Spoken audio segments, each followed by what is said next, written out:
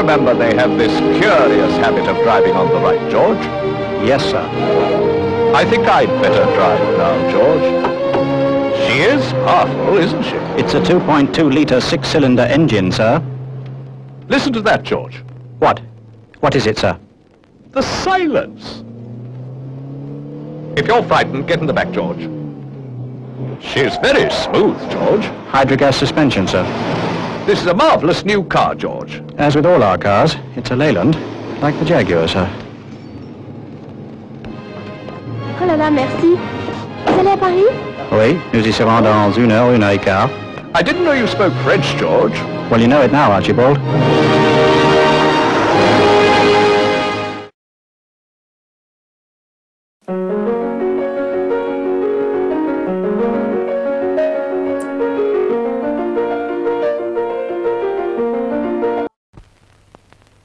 What happens when the best engineers in the world set out to create a beautiful car?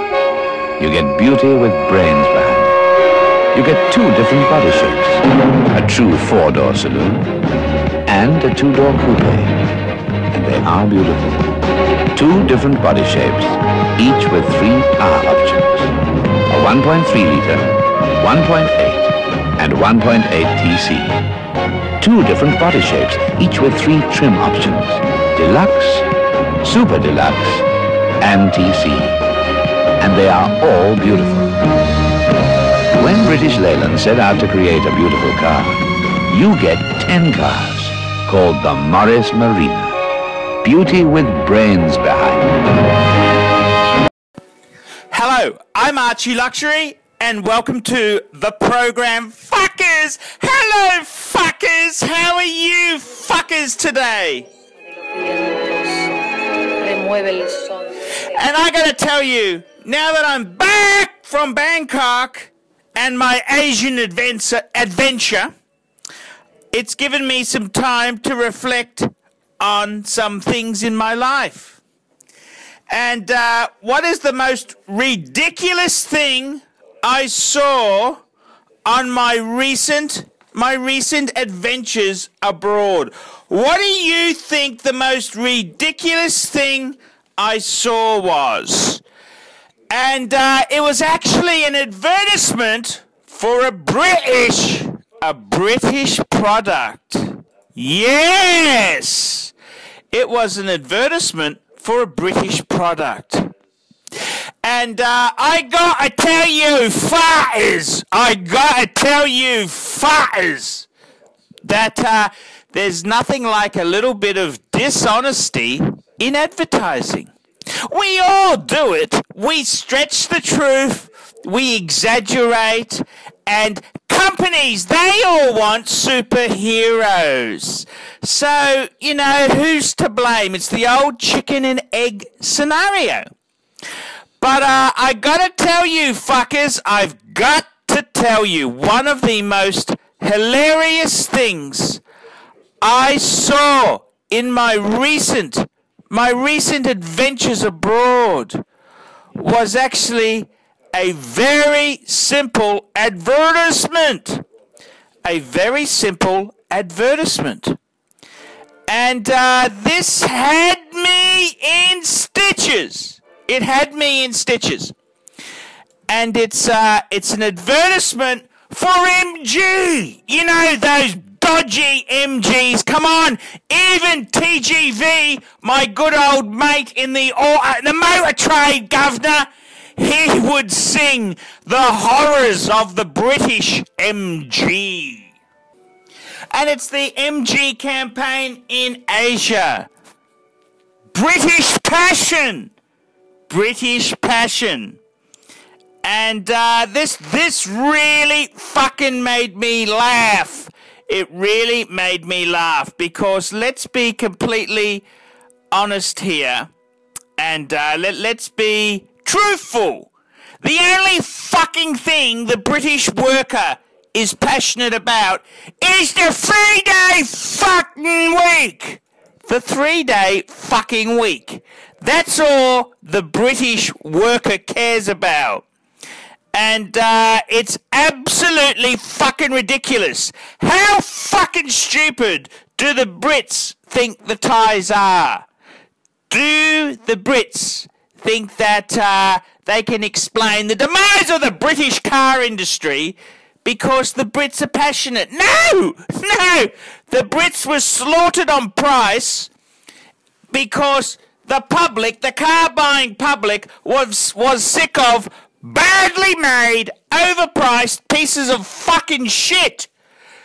That's right, MG was part of British fucking Leyland. British fucking Leyland. And, passion drivers.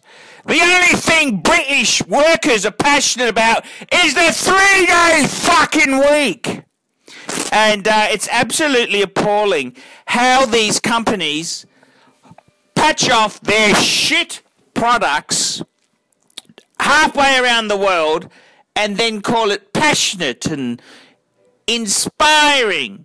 And even the Brits, they all buy fucking Nissans. Nissans, Hondas, Toyotas. They don't have a car industry. No one bought their fucking pieces of shit. No one bought their cars. And to basically badge and engineer a Korean or an Asian piece of fucking shit, slap on an MG badge and call it passion. Passion since 1924. There ain't no fucking MG in this thing. It's an absolute dog of a vehicle. And it just shows you how fucking stupid do the British think the Thais are.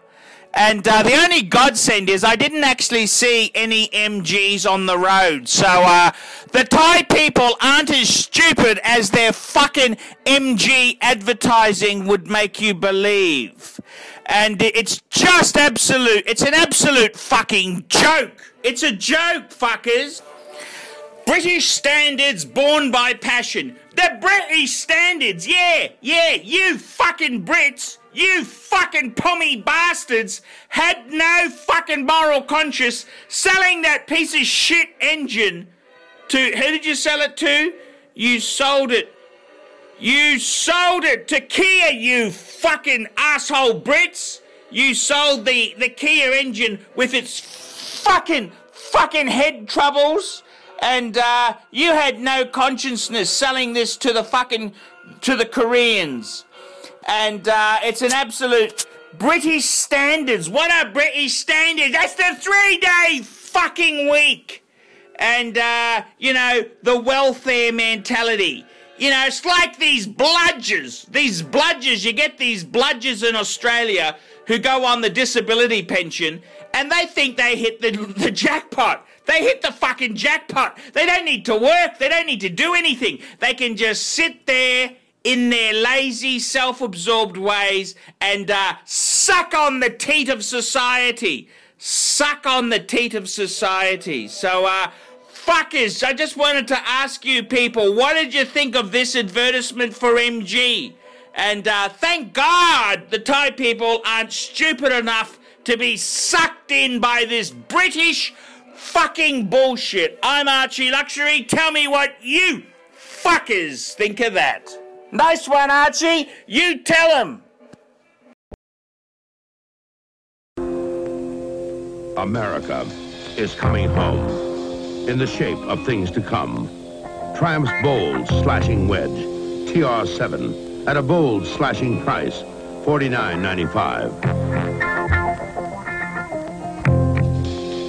Triumph TR7, the shape of things to come.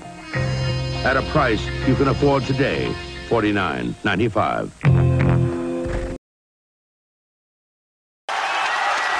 You've been used by the management in the most cynical way.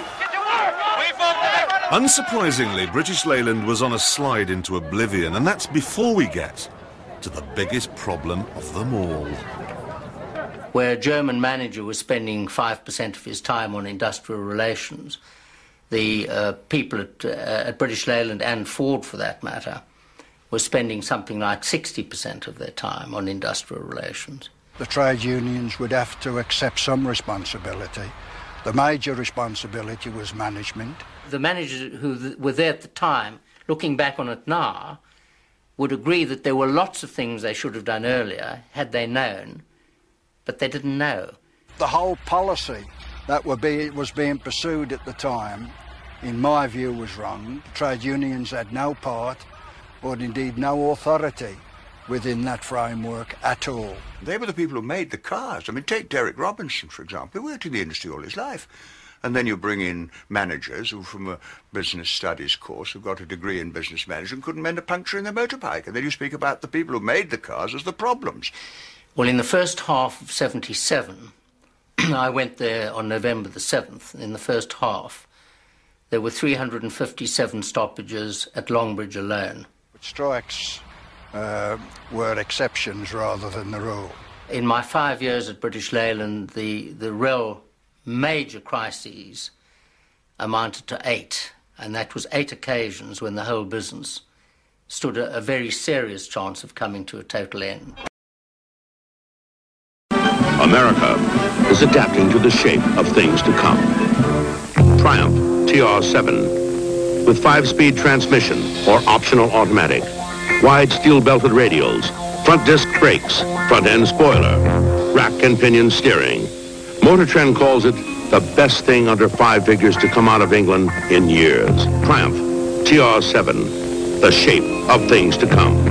From British Leyland. Every car in its class at Charlotte, Bridgehampton, Pocono, Lime Rock, and Westwood. The TR7 combines comfort, luxury, handling, and performance in a way that leaves the competition way behind. If you're after a real sports car, drive a winner. Triumph's TR7 Spoker at your British Leyland dealers now.